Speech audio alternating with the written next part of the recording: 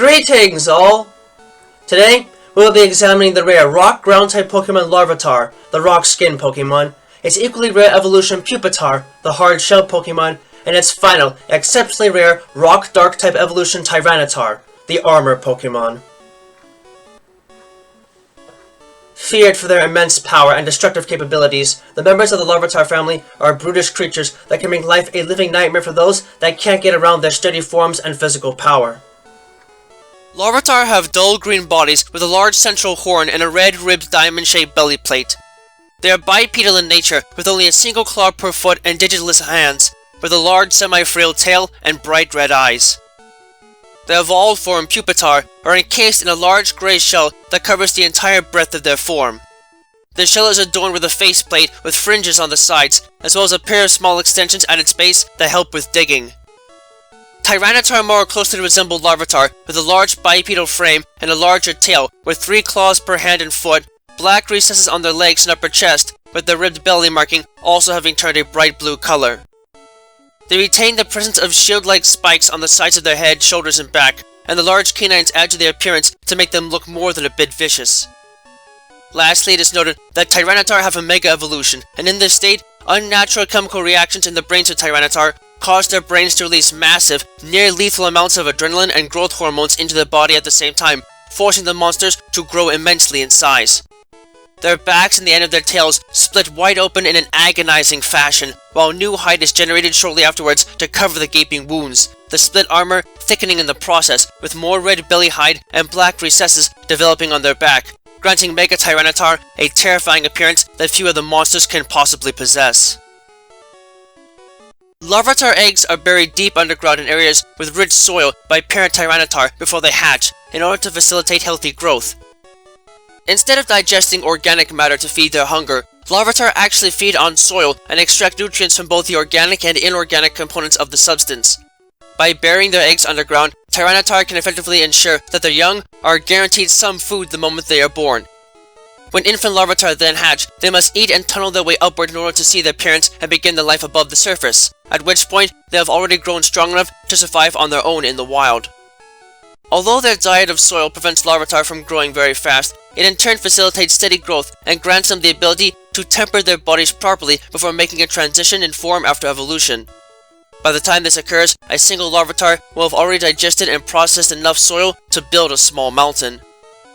When Larvitar evolve, they enter a stasis-like form and encase themselves within a thick cocoon made from processed soil fused into a solid rock mass, which grants them access to the iron defense technique immediately afterwards. While in this form, Larvitar are unable to actually move themselves and are effectively trapped in place. However, because the metamorphosis is merely an extended growing phase and not a complete physical alteration, they are still able to move their limbs around and could thus still move with surprising agility as Pupitar. Once the organism inside of Pupitar finally reaches the point of physical maturity, the shell covering its body bursts apart as the adult Tyranitar body expands to its full size. In their adult form, Tyranitar possess tremendous physical strength and are practically impossible to stop if they ever go on a rampage. So great is their strength that they can trigger earthquakes with a single stomp, and even entire mountains will not provide much of a challenge, as these beasts can easily blow through solid rock with their massive Giga Impact attack.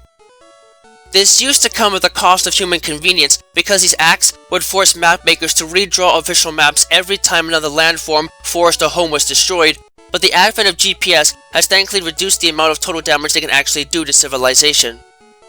The feisty nature and tenacity of Larvitar lend them ready access to the Guts ability as their bony base ability, while those that are able to hide themselves in the conditions of blistering sandstorms can instead have Sand Veil as a hidden ability.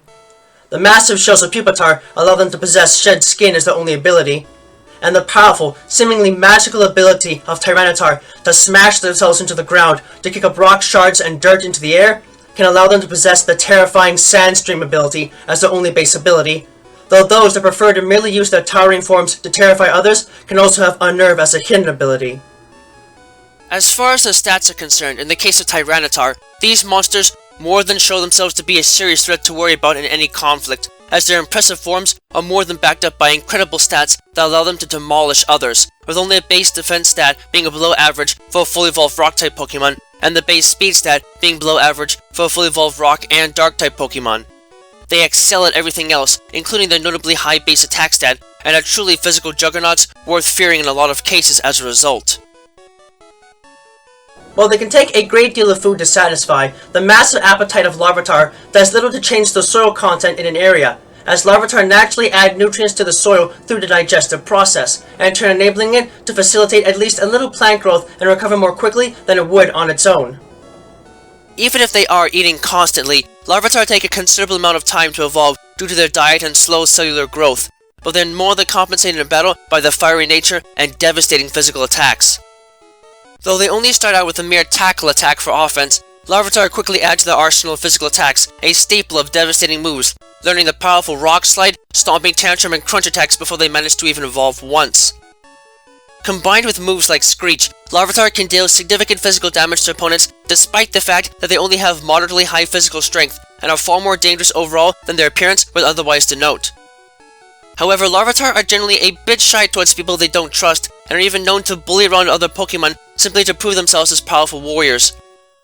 Needless to say, this means that Larvitar normally have a hard time making friends with others that are not close to them, and can be a difficult addition for any trainer that's used to having all their Pokemon get along. This nature will thankfully disappear once they manage to evolve, but in the meantime, it is highly recommended that any trainer interested in training one of these creatures take plenty of time to get accustomed to it being with their other team members. Otherwise, the results can be catastrophic once it manages to reach its adult form. As noted already, unlike most Cocoon Pokemon, Pupitar still maintain the ability to attack with their bodies and in fact attain a bit of extra physical strength as a result of their outer shell, which is effectively as durable as bedrock. In emergency situations, or when the anticipation for evolution becomes too great for them to handle and they need to vent their anxiety, Pupitar have one interesting ability in particular that can easily make them a threat to be even near in battle. Because their internal organs and fully developed limbs are effectively lodged within hardened rock with little to no permeability, it is extremely easy for the organism inside to overheat and become cooked by its own shell. To keep this from happening, Pupitar periodically vent gas stored in their bodies outwards near the base of their shell and take in fresh, cool air to maintain their personal health. If Pupitar need to get from one place to another very quickly or vent over their anticipation for evolution, however, they can easily store large amounts of air in their shells and then eject it all out at once, resulting in a pressurized jet of air that can effectively send a single Pupitar flying through the air like a rocket, smashing through rubble and weaker armor like cardboard. This in turn has no detrimental effects on Pupitar, as the hard shell can absorb tremendous amounts of kinetic force before cracking. In battle, this can allow Pupitar to strike opponents from far away with little difficulty, but it also places them in danger as they require a decent amount of time to pressurize their insides, leaving the opposition plenty of opportunity to counterattack. Tyranitar are recognized as a significant threat because of their territorial nature and penchant for devouring anything that dares to intrude upon their nesting grounds, which, interestingly enough, are usually built on top of demolished mountains, and are more than a major hazard to hikers unfamiliar with an area. In addition to heightened strength, evolution enables these beasts to learn the Fire Fang, Thunder Fang, and Ice Fang attacks, and significantly increases these creatures' resistance to pain by giving them a thick armored hide that is impossible to penetrate with basic attacks, making Tyranitar difficult to damage even with powerful special attacks. It is further noted that in their adult form, Tyranitar lose their immunity to electric-type attacks as a result of switching their diet from soil to meat, and are thus not considered to be ground types. On the other hand, however, evolution also grants them the power to utilize anti-positive energy as a powerful weapon in battle, to the extent that they are considered to be dark types. While this change in typing does prevent them from utilizing their Earthquake attack to the fullest extent, it also allows them to make use of the many attacks they learned as Larvitar and Pupitar to maximum effect, like Bite and Crunch, making them a massive threat against any regular Psychic or Ghost-type Pokemon. Unfortunately, as a result of their massive strength, Tyranitar have an insolent nature and care very little about anything other than proving their strength in battle, wandering their mountainous environments in search of opponents to fight. To Tyranitar, it really doesn't matter if the opponent is a combat veteran or newly hatched. A worthy opponent is a worthy opponent, and they will only ever ignore and walk away from a potential challenge if they feel that their opponent wouldn't put up much of a resistance. Worse yet, these creatures care very little about the safety of their opponents and will gladly strike at full force even if the opposition is unarmored or otherwise very susceptible to damage. In fact, it is not uncommon for a Tyranitar owned by trainers to accidentally kill their opponent in battle if they cannot be properly controlled. This is not an easy task, however, as Tyranitar are mostly fueled by adrenaline and will only ever listen to the orders of another if they're able to form a strong bond with them as a Larvitar. Otherwise, it is effectively impossible to make them obedient by any conventional standards. This is not to say that they are not worth the risk, however, as their array of punishing attacks and natural abilities can make them practically impossible to defeat under normal circumstances. One should just try to avoid training one if they did not have the opportunity to actually train them as a Larvitar. It is lastly noted that Tyranitar is one of only a select number of species of Pokemon known to be capable of undergoing Mega Evolution. With a Tyranitarite clutched in its jaw, Mega Evolution causes Tyranitar to be filled with bloodlust and uncontrolled aggression from the agony of their transformation, and their destructive instincts are only the thing keeping them from collapsing in pain. This not only makes them extremely difficult to control, but almost impossible to calm down in any situation, even to the point where their fury prevents them from even listening to their trainer's commands. It cannot be emphasized enough that only the boldest and most seasoned of trainers should ever be allowed to have control of these monsters, as they cannot think of anything else in this form aside from the total destruction of everything around them. This mutation of sorts has the effect of locking in and amplifying their natural primal powers in battle, ensuring that their ability remains Sandstream or otherwise change to it if the subject in question has its hidden ability.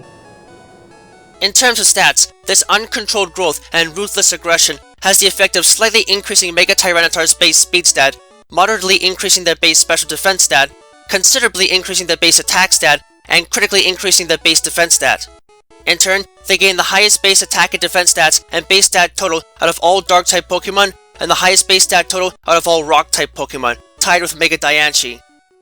Mega Tyranitar are among the most dangerous of Mega Evolutions to possess for their sheer power and the uncontrollable destruction they can cause, but they are nonetheless fearsome opponents that few trainers will ever be able to overcome in battle, let alone control in any direct fashion. Though they might start out looking kind of cute and not that dangerous, the members of the Larvitar family are powerful brutes that can more than use the power of rock, earth, and darkness to decimate those that stand before them. It will take a great deal of time to get them into an adult state, but the raw power they possess as Tyranitar nonetheless makes the long journey more than worth it for those willing to work with these monsters. Just do yourself a favor and make sure that you can get a handle on them at a young age if you want the long haul to be workable.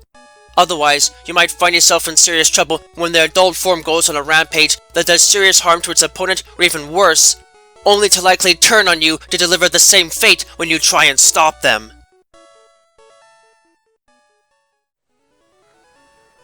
Thank you all for watching this video. It is always a pleasure to help teach others about the world of Pokemon and the many facets of it that exist in both the world we call home and the world they call home. If you'd like, please leave a comment and subscribe and ring the bell to this channel to get regular updates on content and anything else that might be going on. You can find me and my written work on DeviantArt under the name Utitus, and be informed of information and content uploads on my Twitter page and my Patreon page. Donations are always welcome. Always remember, the world of Pokemon is a vast and varied place, and there's no telling what secrets might be hiding just around the corner. So keep watch, stay vigilant, and always prepare for the unexpected. Until next time, have a wonderful rest of the day.